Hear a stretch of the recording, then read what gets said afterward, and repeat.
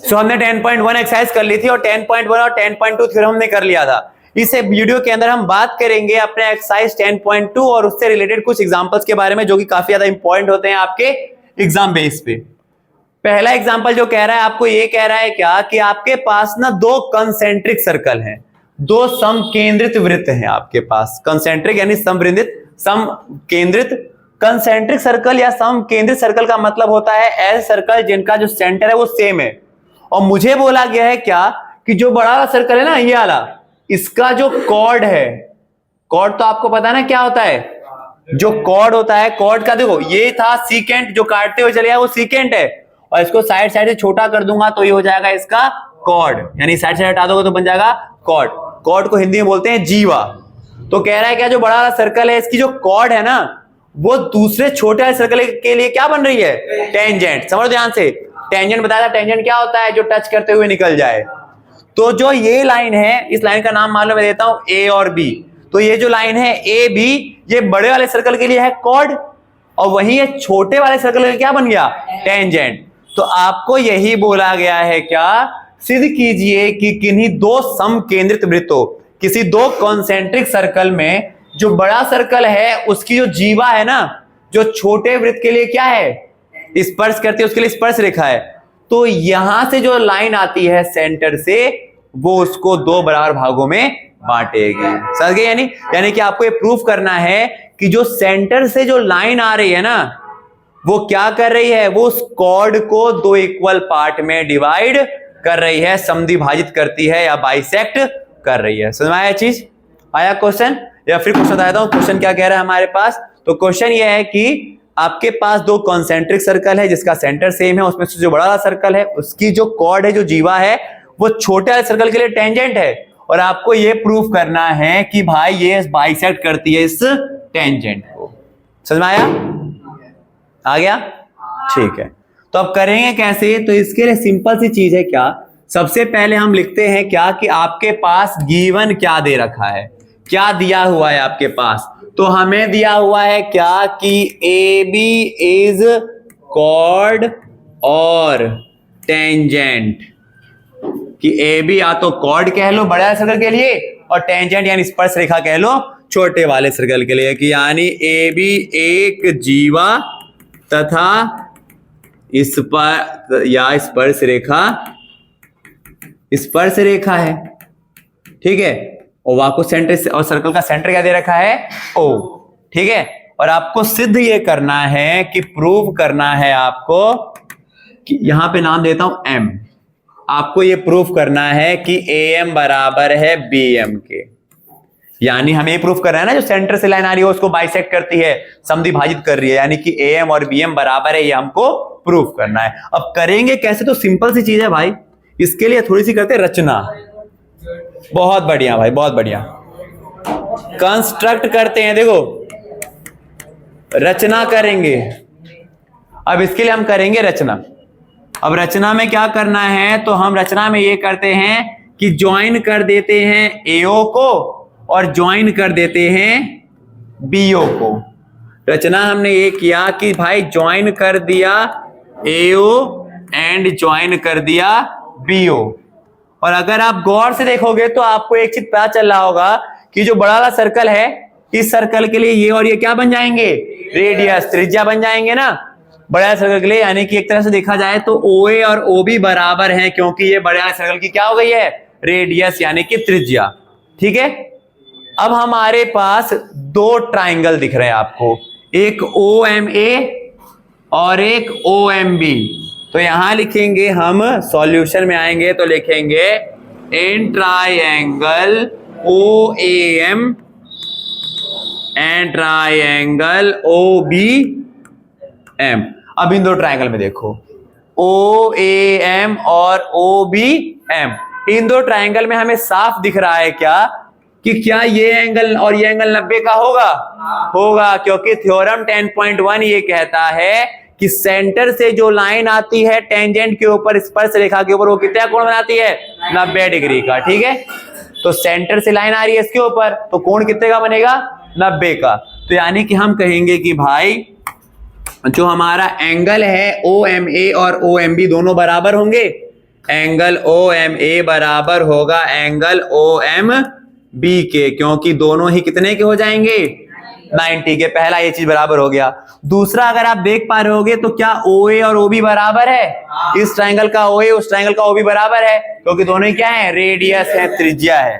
तो OA बराबर में OB है, क्योंकि दोनों ही क्या है त्रिज्याएं हैं। ठीक है, समझ में आ गया, रेडियस है हमारे पास। और थर्ड एंड लास्ट जो हम कहेंगे वो हम ये कहेंगे क्या कि भाई क्या ये OM इसमें भी आ रहा है और OM इसमें भी आ रहा है ना, OM क्या हो गया कॉमन हो गया। तो OM बराबर में OM ये हो गया आपका कॉमन। उर्दू में हिंदी में बोलेंगे क्या बोलेंगे, उभयनिष्ठ। क्या बोलेंगे, उभयनिष्ठ। तो अब आप गौर से होगे तो ये हो गया राइट एंगल 90 डिग्री का कोण। राइट एंगल के सामने वाला होता है हाइपोटेनियस यानी कर्ण, और एक हो गई साइड। तो बाई RHS तो हम लिख देंगे by RHS triangle OAM congruent हो गया ट्राइंगल OBM के।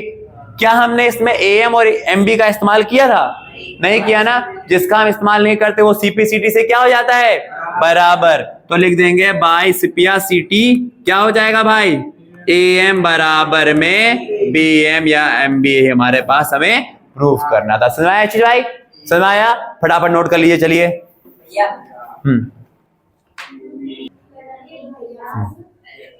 अब हम बात कर रहे हैं, देखो सुना ध्यान से। अगला जो क्वेश्चन है ये भी आपका एग्जाम्पल है। ठीक है, पहला एग्जाम्पल भले उतना इंपॉर्टेंट ना रहा हो, बट ये जो एग्जाम्पल है ना ये वाला आपका काफी ज्यादा ही इंपॉर्टेंट है। ठीक है, समझना ध्यान से। कहते हैं क्या कि केंद्र O वाली किसी वृत्त पर, सेंटर O वाले किसी सर्कल पर। तो ये हो गया सर्कल और ये हो गया इसका सेंटर O। केंद्र O वाले किसी सर्कल पर बाह्य बिंदु एक्सटर्नल पॉइंट R से, केंद्र O वाले एक सर्कल के बाह्य बिंदु यानी एक्सटर्नल पॉइंट R से दो स्पर्श रेखाएं, दो टेंजेंट लाइन आ रही है भाई। एक टेंजेंट लाइन का नाम हो गया RQ और दूसर का हो गया RP। समझ क्या कह रहा है क्वेश्चन, एक सर्कल वाको सेंटर हो गया 0 और जहां में से आ रहे हुए क्या एक ठो ये लाइन जिसका नाम है RQ और एक हो गया आपका ये जिसे हम कह देंगे RP। दो टेंजेंट लाइन आ रही है, समझ में आ गया होगा अब तक। तो सिद्ध करना है, सिंपल सी चीज बोला है कि प्रूव करके दिखाओ कि PRQ यानी कि J एंगल, J वाली PRQ यानी कि ये एंगल आपका J जो है भाई आपका ये किसके दुगना है 2OPQ, OPQ के, OPQ। इसको एक बार थोड़ा और अच्छे से बना देता हूं, ऐसे इस एंगल के। समझा ये चीज, अब आपको समझाया। OP यानी कि हम ये कह सकते हैं कि भाई O और P जो है ना, अरे ऐसा ही कुछ फिगर इसका। एक बार इस फिगर को मैं दोबारा अच्छे से बनाता हूं, एक बार इसे ऐसे देखो, समझना। कह रहा हमारे पास ये हो गया सर्कल, ये हो गया इसका सेंटर, बाहर के दो पॉइंट से एक ये टेंजेंट आई है और एक ये टेंजेंट आई है। ठीक है, बाहर का पॉइंट कौन सा था R पॉइंट था। ठीक है, और यहां पर ना इसकी जो लंबाई है ना ये हो गया आपका मान लो P और ये हो गया आपका Q। तो आपको ये प्रूफ करना है कि एंगल PRQ जो है, एंगल PRQ ये वाला एंगल ये किसके दुगना है, तो ये दुगना है OPQ के। अब समझ आया, इस एंगल के दुगना है, आपको ये प्रूव करना है। समझ आया चीज। क्वेश्चन बस समझना है आपके पास कि बाहरी पॉइंट R से दो टेंजेंट लाइन आ रही है और आपको ये प्रूव करना है कि एंगल PRQ जो है वो OPQ के दुगना है। और ये जो क्वेश्चन है भाई ये बहुत महत्वपूर्ण है, बहुत ज्यादा। ठीक है, बेसिक वालों के लिए खासकर इंपॉर्टेंट है क्योंकि ये एग्जाम्पल का क्वेश्चन है इस चैप्टर का, बहुत इंपॉर्टेंट क्वेश्चन। ठीक है, समझना ध्यान से बहुत अच्छे से। अब देखो कैसे करेंगे इसको करने के बहुत सारे तरीके हैं। ठीक है, बट हम अपने नॉर्मल तरीके पे लेके चलेंगे। देखो सॉल्यूशन पे आ जाते हैं डायरेक्ट। अच्छा देखो, मैंने कहा इस चैप्टर के अंदर जो आपका यूज होगा वो थ्योरम 10.1 और थ्योरम 10.2 ही बस इस्तेमाल होगा, ठीक है। थ्योरम 10.1 जिसके अंदर हमने ये पढ़ा था कि कोई भी लाइन सेंटर से जब आती है तो वो टेंजेंट रेखा के ऊपर कितना कोण बनाएगी, 90 का। यानी भाई इससे हमें एक तो चीज पता चल गया, वो ये हुआ है क्या कि भाई एंगल OPR, ये पूरा एंगल कितने का होगा, 90 का। एंगल OPR ये पूरा एंगल कितने का होगा, 90 का। और इसी तरीके से क्यों होगा ऐसा, यही पूछ रहे हो ना, ऐसा क्यों होगा, मन हो रहा है उसका 90 का। अरे थ्योरम 10.1 अभी तो बताया, क्लास नहीं होगा प्रिंट पूछ चले जाती हो, पूछ के जाओ। OPR एंगल OPR ये 90 का इसलिए है, क्यों है 90 का, ये कौन बताएगा, बताइए रवि जी, आप बताइए।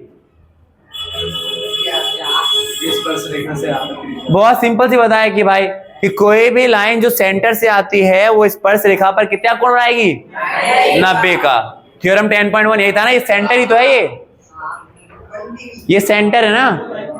अरे सेंटर नहीं दिख रहा क्या तुम्हें, ये तो ये सेंटर है और ये टेंजेंट लाइन हो गई है, और इस पर जो एंगल बनता है वो कितने का बनता है आपका, 90 का।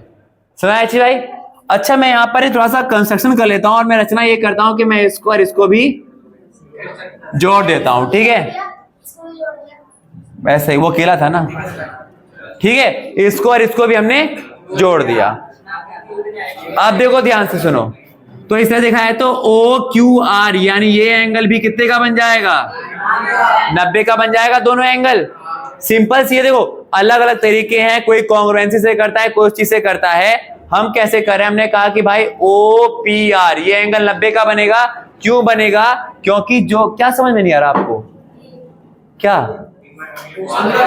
रुक जाइए इधर आओ, क्या समझ में नहीं आ रहा हो बताओ, रुक जाओ इधर आओ, क्या समझ में आया हो ना, अरे आओ तो बताऊंगा तभी तो। अरे क्या समझ में नहीं आ रहा आपको, घर का नक्शा तो नहीं बन गया गलती से मेरा, क्या समझ, आओ ना बताओ तो, क्या समझ में नहीं आ रहा, क्या समझ नहीं आ रहा बताओ।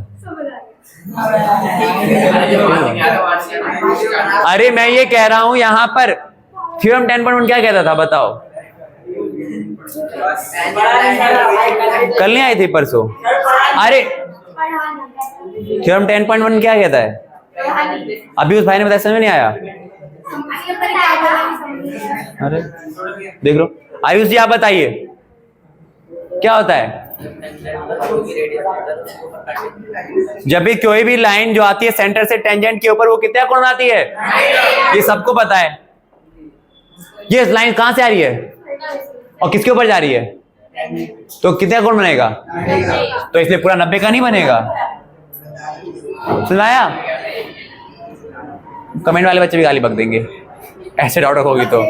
देखो सुनो यहाँ पर ऐसे ही OQR इस पर भी जो एंगल बनेगा वो कितने का बनेगा, 90 का ना, क्योंकि सेंटर से लाइन आ रही है, सिंपल सी बात है दोस्तों। ध्यान से तो हम कहेंगे एंगल OPR ये भी 90 के बराबर होगा बाय थ्योरम 10.1। और ऐसे ही एंगल OQR ये भी कितने का होगा, सेम थ्योरम 10.1, ठीक है।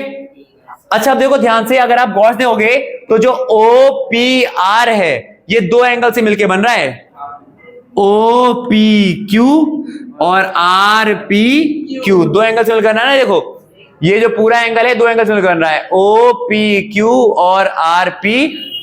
तो मैं यहां लिख दूंगा OPR को कि OPR क्या हो जाएगा आपका, OPR को लिख दूंगा OPQ प्लस में RP बराबर में 90 से मान लो इक्वेशन फर्स्ट, ठीक है। इसी तरीके से OQR ये जो एंगल है ये भी दो एंगल से मिलकर बन रहा है, OQP और P और RQP, ये वाला बन रहा है आपका OQP प्लस में RQ, ये भी हो गया। समझ में दोनों आ गया, समझ में आ गया। सिंपल चीज की है हमने, समझ में आ गया हमने, सिंपल चीज की है क्या कि आपके पास ये और ये एंगल दोनों जोड़ने पर 90 और ये एंगल दोनों जोड़ने पर कितने आ जाएंगे आपके 90। ठीक है, अब देखो ध्यान से, हमारे पास ये फर्स्ट इक्वेशन और ये आपका सेकेंड इक्वेशन है, तो हम करेंगे क्या, ऐड करते हैं इक्वेशन फर्स्ट एंड सेकेंड। जरा अब हम इन दोनों इक्वेशन को जोड़ते हैं। ठीक है, तो इन दोनों इक्वेशन को जोड़ेंगे, समझना ध्यान से। तो जो इधर की साइड वाला होता है ना वो इधर जुड़ता है, उधर की साइड वाले उधर जुड़ते हैं। ठीक है, तो इधर क्या हो जाएगा आपका ओ पी क्यू प्लस में आर पे Q plus O Q P plus में आर क्यू पी बराबर में ये दोनों भी जोड़ देंगे 90 प्लस 90। ठीक है, समझ यहां तक भाई? ठीक है, अब देखो ध्यान समझना।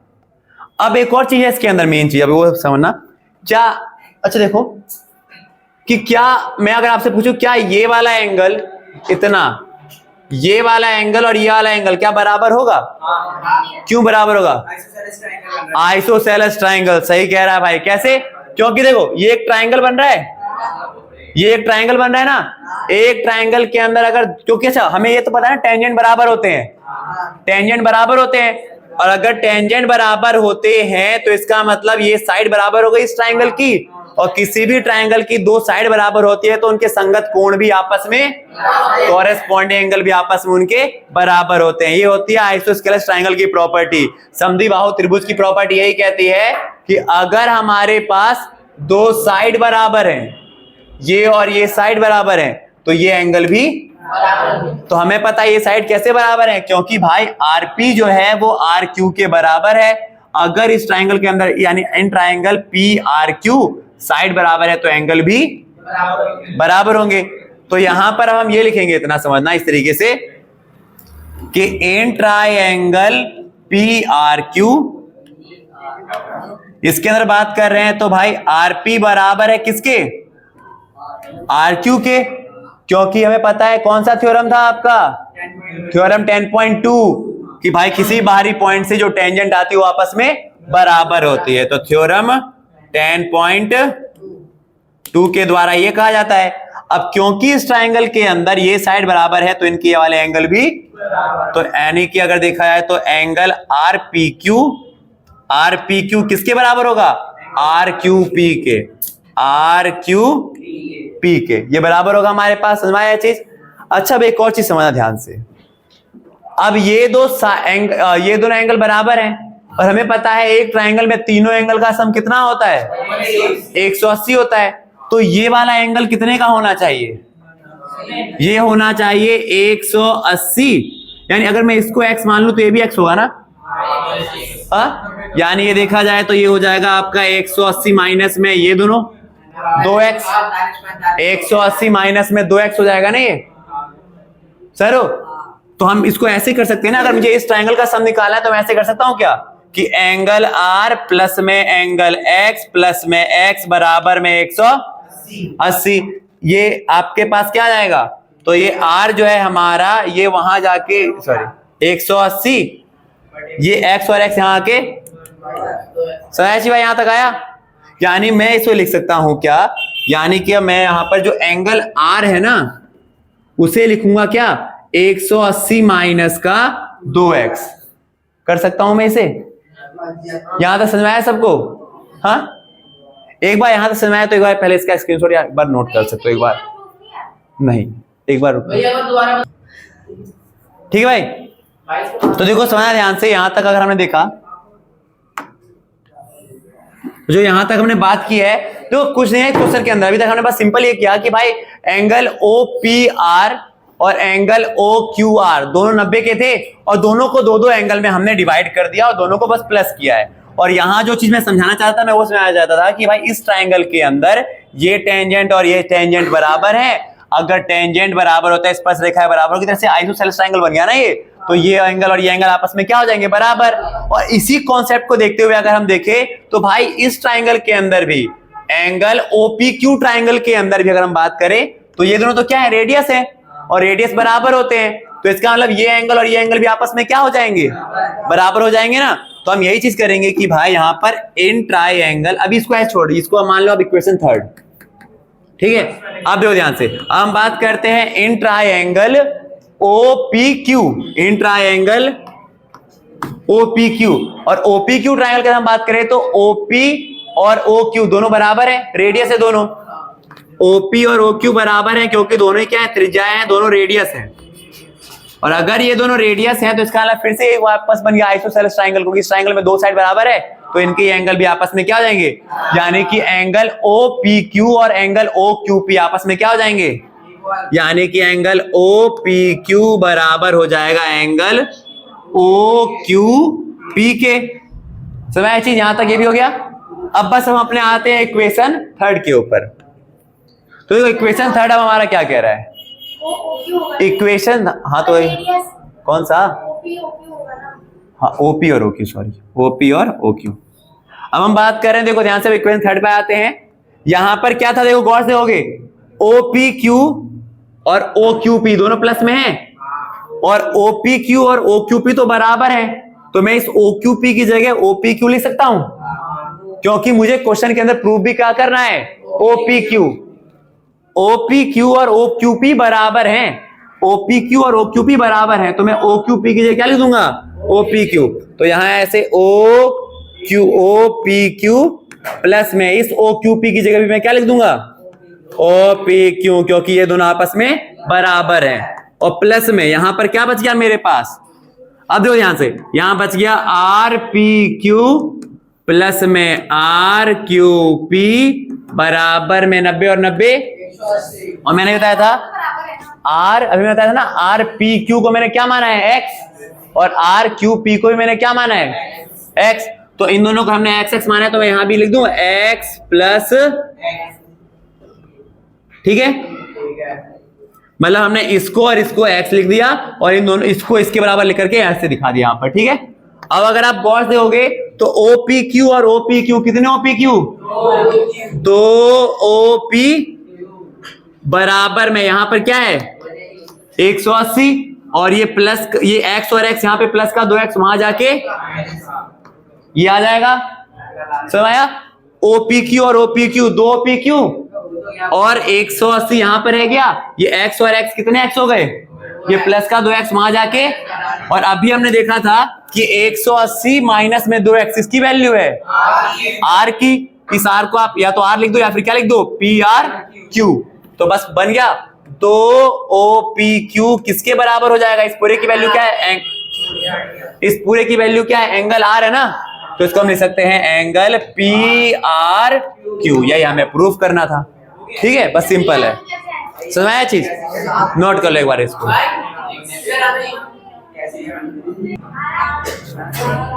अब देखो हमारे पास इस एक्सरसाइज का तीसरा एग्जांपल, ठीक है, इस एक्सरसाइज का तीसरा एग्जांपल है हमारे पास ये, ठीक है। इस एक्सरसाइज से ज्यादा इसके एग्जांपल थोड़े मेन है। अब इस एक्सरसाइज में तो क्या कह रहा है हमारे पास, समझना कि 5 सेंटीमीटर त्रिज्या वाले 5 सेंटीमीटर हमारे पास एक रेडियस है, समझना 5 सेंटीमीटर एक रेडियस है, और इस रेडियस वाले एक वृत्त से, एक सर्कल से 8 सेंटीमीटर लंबी एक जीवा खींची गई है, यानी एक कॉर्ड खींची गई है 8 सेंटीमीटर। इस कॉर्ड की लंबाई कितनी है, 8 सेंटीमीटर, और मुझे बोला है क्या, एक जीवा PQ खींची गई है, P और Q यहां पर, ठीक है, और मुझे बोला गया है क्या, और P एंड Q से एक स्पर्श रेखा यानी टेंजेंट लाइन भी ड्रॉ की गई है, जिसका नाम है L, यानी L पॉइंट से, इस पॉइंट से मैंने एक टेंजेंट लाइन यहां ड्रॉ किया और एक टेंजेंट लाइन मैंने यहां ड्रॉ किया, ठीक है। तो अब आपको बोला है क्या, फाइंड करो एंगल P। समय फिगर सेम वैसे ही बन रहा है, बट इस बार आपको एंगल P फाइंड करना है, ठीक है। समझ गए चीज, क्वेश्चन आया समझ में यहां तक। अच्छा, अब एक और चीज समझना, इसके अंदर बस एक हल्का सा कंस्ट्रक्शन मैं करूंगा, और वो ये होगा कि मैं L को O से, यानी L को सेंटर से ज्वाइन करूंगा, ठीक है। समझ गए चीज, क्या किया मैंने, आ गया समझ में, यहां तक आ गया ना। अब हम चलते हैं अपने पहले एग्जाम्पल की तरफ। पहले एग्जाम्पल में हमने एक चीज देखा था कि भाई कॉर्ड पर जो लाइन सेंटर से आती है वो उसे क्या करती है, बाइसेक्ट करती है ना। कॉर्ड के ऊपर जो लाइन सेंटर से आती है वो उसे क्या करती है। तो यहां पर अगर आप देखोगे गौर से तो यहां पर ये देखो, ये कॉर्ड है और ये सेंटर से लाइन आ रही है, तो ये इसे क्या करेगी, बाइसेक्ट करेगी ना। अगर ये 8 का है तो ये कितने कितने का हो जाएगा, तो ये पोर्शन भी 4 का हो जाएगा और ये पोर्शन भी। समझ में आया यहां तक भाई। सेंटर से जो लाइन कॉर्ड के ऊपर आती है वो उसे क्या करती है, बाइसेक्ट करती है। तो ये 4 है तो ये भी। समझ में आया चीज यहां तक आ गया आपको। आपको ना एंगल पी नहीं है, सॉरी, आपको एलपी फाइंड करना है। एलपी क्या फाइंड करना है, यानी इसकी लेंथ फाइंड करनी है आपको, ये टोटल लेंथ फाइंड करनी है। हाँ, एलपी की लेंथ फाइंड करनी है केवल, ठीक है। तो मैं यहां पर ना एक नाम देता हूं, किसे नाम दे दिया मैंने, एलपी को नाम दे दिया मैंने एक्स, और एल यहां पे नाम देता हूं एम। ये छोटा सा पॉइंट दे दिया मैंने एम, और ये बाजू में ओ है। तो मैंने यहां पर क्या किया, सॉल्यूशन पे आते हैं अब हम। तो मैंने क्या किया है, हमें फाइंड तो करना है एलपी, तो मैंने लेट कर दिया LP is equals to X metre, और एल एम को, केवल एल एम को याद रखना, एल और एम यहां तक पॉइंट को मैंने क्या मान लिया, वाई। एल एम को मैंने मान लिया वाई मीटर, ठीक है। समझ चीज। अच्छा अब देखो ध्यान से समझना, वापस आते हैं क्वेश्चन के ऊपर। मेरे पास, अच्छा देखो एक और चीज था ना कि जो सेंटर से लाइन आती है वो यहाँ पे कितने एंगल कौन बनाती है, 90 का बनाती है। तो एक ये भी एंगल 90 का और एक ये पूरा एंगल तो है ही 90 का। तो यानी आप देखोगे गौर से तो आपको यहाँ पर 2 राइट एंगल ट्राइंगल दिख रहे होंगे, एक POM, एक ये राइट एंगल ट्राइंगल, और एक LPO, ये right angle triangle. Right angle triangle आपके 2 जगह बन रहे हैं, एक एंगल P पर और एक एंगल M पर बन रहे ना, ठीक है। तो मैं पहले बात करता हूं इन ट्राइंगल L, इस ट्राइंगल में PMO, इन ट्राइंगल PMO। तो in triangle PMO, in triangle PMO। अच्छा एक चीज आपको पता होना चाहिए, किसी भी राइट एंगल ट्राइंगल के अंदर जहां राइट एंगल बनता है ना, जहां 90 कोण बनता है, उसके सामने वाली क्या होती है, हाइपोटेनियस, ठीक है। तो यहां पर राइट एंगल कहां बन रहा है, ये बन रहा है ना, तो इसके सामने वाला 5 जो है मेरा हाइपोटेनियस है। तो मैंने यहां पे लिखा है इन ट्राइंगल, इसके अंदर पाइथागोरस लगाऊंगा। फॉर्मूला क्या होता है, h² बराबर में p² प्लस एंगल के सामने वाला h होता है। तो h कितना है, 5, h हो गया 5, p कितना है, p तो ये हो गई, इसकी कितनी है 4, और b हमें नहीं पता, b दे रखा है आपका OM, क्या है b है आपका OM, तो OM का स्क्वायर है। तो ठीक है, 5 का स्क्वायर 25, 4 का स्क्वायर 16 प्लस का OM का स्क्वायर, ये प्लस का 16 इधर आके 25 में 16 का कितना चाहिएगा, बराबर में OM का स्क्वायर करेगा, रूट चढ़ जाएगा, और OM की वैल्यू कितनी आ जाएगी, OM की वैल्यू 3 आ गई ना, इसकी वैल्यू आ गई आपकी 3। समझ आया तक भाई। अब देखो ध्यान से, अब हम बात करते हैं अपने दूसरे राइट एंगल ट्राइंगल के ऊपर, ठीक है। अब मैं यहां पर लेता हूं ट्राइंगल LPO, अब लेता हूं एन ट्राइंगल LPO। इस ट्राइंगल की बात करें तो राइट एंगल यहां बन रहा है ना, तो इसके सामने वाला क्या होगा आपका, हाइपोटेनियस। फॉर्मूला वही लगेगा आपका, h² बराबर में p² प्लस, ये सामने वाला h है, h इस बार क्या हो जाएगा LO, h क्या हो जाएगा LO का स्क्वायर, p कितना है आपके पास, इसका p, इस वाले का अगर p देखे तो p हो जाएगा OP, क्या हो जाएगा p हो जाएगा आपका OP। और p और b में आप कुछ ही मान सकते हो, चाहे आप इसे p मान लो चाहे इसको p मान लो, p और b कुछ ही मान सकते हो, बस h हमेशा एंगल के सामने वाला होता है, ठीक है। तो p मैंने मान लिया OP, अगर आप चाहो तो यही मान सकते हो LP, ठीक है, और b हो गया मेरा LP। अब देखो तो LO की वैल्यू क्या होगी, समझा ध्यान से। LO क्या, LO जो है वो y प्लस 3 से मिलके बनेगा, LO जो है वो आपका y प्लस 3 से मिलके बनेगा ना, तो मैं LO को लिख दूंगा y प्लस में 3 का, OP कितना दे रखा है 5, तो 5 का स्क्वायर, और प्लस में LP कितना दे रखा है आपको x, तो x का। समझ में आया यहां तक भाई।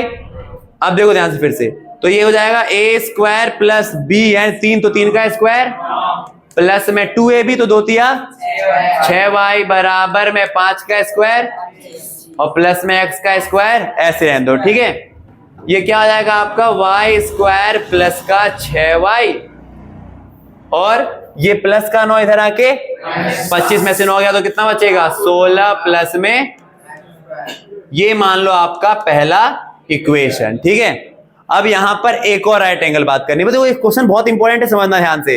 इस क्वेश्चन के अंदर कुल मिला के 3 जगह राइट एंगल थे। सबसे पहले मैंने इस छोटे वाले राइट एंगल को लिया। अच्छा, यहां 90 बन रहा है तो क्या यहां 90 नहीं बनेगा? बनेगा ना। यहां 90 बन रहा है तो ये भी तो 90 होगा, तो यहां 90 था तो ये वाला भी मेरा 90 ही होगा।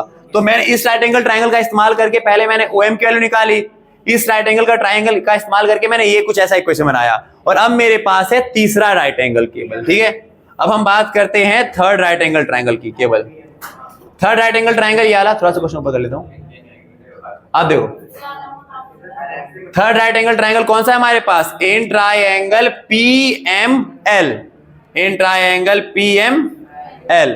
अब इसमें देखेंगे तो एंगल यहां बन रहा है ना, तो इसके सामने वाला यानी LP क्या हो जाएगा? हाइपोटेनियस। तो LP हो जाएगा हमारा हाइपोटेनियस और आपका PM हो जाएगा परपेंडिकुलर और LM हो जाएगा बेस। तो PM का स्क्वायर प्लस में LM का, तो LP कितना है? LP की वैल्यू क्या है? X। PM की वैल्यू कितनी है? 4, तो 4 का स्क्वायर 16 और LM कितना है? Y है ना हमारे पास, तो Y यानी कि Y का स्क्वायर। समझ में आया यहां तक भाई? तो x स्क्वायर की वैल्यू क्या आ गई है? 16 प्लस में ये वैल्यू आ गई x स्क्वायर की वैल्यू। अब बस इस वैल्यू को मैं यहां पुट कर दूं। कौन से है? 4 का PM हमारा 4 का 16 तो होगा। ठीक है, तो x स्क्वायर की वैल्यू आ गई हमारे पास। अब इस x स्क्वायर की वैल्यू क्या मैं यहां पुट कर सकता हूं? तो बस लिख देंगे कि पुट दी वैल्यू, ये इक्वेशन सेकेंड, या put the value of x square in equation first. ये x स्क्वायर की वैल्यू को इक्वेशन फर्स्ट पे पुट करते हैं। ठीक है, तो अब आप फर्स्ट पे पुट कर दो इसको केवल। ये बहुत इंपॉर्टेंट क्वेश्चन है, बहुत इंपॉर्टेंट। ठीक है, बस में जितने राइट एंगल थे उन्हीं का इस्तेमाल करना और कुछ नहीं करना। तो x की वैल्यू यहां पुट करते हैं। क्या है हमारे पास? y स्क्वायर प्लस में 6y प्लस का 16 प्लस का x स्क्वायर। तो y तो ऐसे रहने दो, 6y भी ऐसे रहने दो, 16 प्लस में x स्क्वायर की वैल्यू कितनी है? 16 प्लस में ये प्लस का y स्क्वायर इधर आके माइनस का हो जाएगा, प्लस माइनस 10 बोल जाएंगे हमारे पास। अब क्या बचा? y बराबर में बचा यहाँ पर 6y है ना यहाँ पर, तो 6y, हाँ ठीक है, 6y बराबर में क्या बचेगा? 16 16, तो y की वैल्यू क्या आ जाएगी? 32 बटे में 6 भाग कर देंगे तो लगभग आ जाएगा आपके पास 6 पंचे 30, लगभग 5.3 के समथिंग हमारा आंसर आ जाएगा अप्रोक्स में। ये बहुत इंपॉर्टेंट क्वेश्चन है, बहुत इंपॉर्टेंट। सच में गए इस एक्सरसाइज में एग्जांपल जो है आपके बहुत इंपॉर्टेंट थे। तो तीसरा एग्जांपल है, इसमें कुछ नहीं था आपके पास, पहले छोटा वाला ट्राइंगल यूज किया जिसमें मैंने OM की वैल्यू निकाली 3, फिर बड़ा वाला ट्राइंगल इस्तेमाल किया, इससे इक्वेशन बना, और फिर ये तीसरे नंबर पे छोटा वाला ट्राइंगल एक और, इसका इस्तेमाल करके जो इक्वेशन मैंने इसकी वैल्यू पुट करके हमारा आंसर आ गया। ठीक है, एक बार आप इसको नोट कर सकते हैं। अच्छा सुनो एक बार, अरे हमारे पास एक बार सुना एक और चीज है, अभी y की वैल्यू आई ना हमारे पास, हमें वैल्यू निकालनी किसकी है? x की। तो y की वैल्यू आ गई जो हमारे पास, इसको वाले पुट कर दो सेकेंड के अंदर। ठीक है, जो y की वैल्यू आई है उसको कहां पुट कर दो? तो इसको पॉइंट मत ले जाओ, उसको ऐसे छोड़ दो, पॉइंट मत ले जाना। यहां पर क्या था आपका, यानी कितना हो जाएगा आपका 16 बटे 3। इसकी वैल्यू हम पुट कर देते हैं इस इक्वेशन के अंदर। ठीक है, क्या है हमारे पास वो इक्वेशन? एक्स स्क्वायर बराबर में 16 प्लस का, तो एक्स स्क्वायर बराबर में 16 प्लस में y, y की वैल्यू कितनी रखी है आपके पास? बटे में 3 का, तो ये आएगा एक्स स्क्वायर बराबर में 16, 16 का स्क्वायर कितना होता है? 200, और 3 का स्क्वायर इसके नीचे 1 मान लें, कितना हो जाएगा हमारे पास? एक्स स्क्वायर बराबर में 16 में 144 प्लस में 256 बटे में 9, ये आ गया। इनको जोड़ने पर कितना आ जाएगा? इनको जोड़ने पर आएगा 400, कितना आ जाएगा बटे में 9, स्क्वायर हटेगा तो रूट चढ़ जाएगा, 400 इसका स्क्वायर होता है 20 का और 9 होता है 3 का, तो 20/3 आपका इसका भी आ गया। ठीक है, समझ गए? बहुत इंपॉर्टेंट क्वेश्चन है, इसको नोट कर लो आप। ये एग्जांपल नंबर 3 है आपका। और आज के लिए हमने इस एक्सरसाइज के अंदर ना केवल तीनों एग्जांपल के बारे में बात किया। ठीक है, तीनों एग्जांपल जो है फिर बता रहा हूँ काफी ज्यादा मेन है इस एक्सरसाइज के लेकर के, फिर बाकी कल से हम इसके क्वेश्चन चालू करते हैं। ठीक है, एक बार आप इसको नोट कर सकते हैं।